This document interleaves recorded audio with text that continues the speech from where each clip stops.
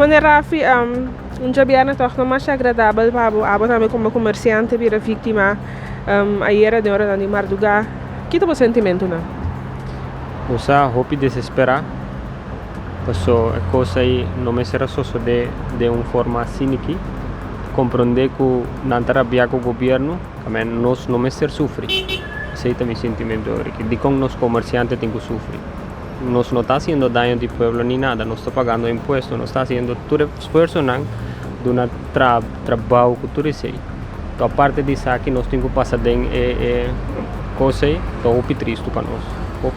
Nós torcemos na última semana atrás de lomba com ter Covid-19, porque não vai mais bom. Agora aqui torrendo também está com que força back. Agora a tropa botamos com dano assim aqui.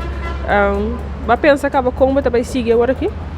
Não por bisabo. Agora que de minha mente está blank paper thing. Não sei que me trabalha assim. Situação bang ya di mes. Nós não por stop de trabalhar di mes.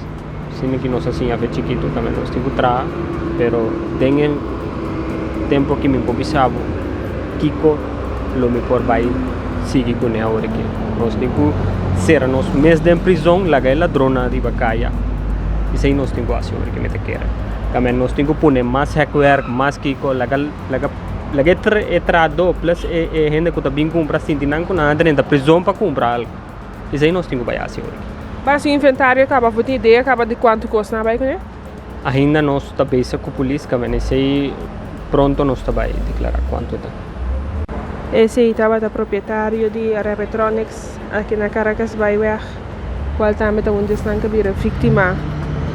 Aí era na mão de, lá como se mesmo a lechor não, com a quebra aqui na fazendo uso de entre outros palo aqui também,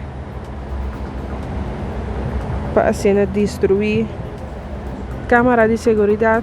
Aqui nanta caminho que a câmara estava instalada a destruir câmara de segurança, a destruir porta, hardware, para assim não por penetrar parte para dentro.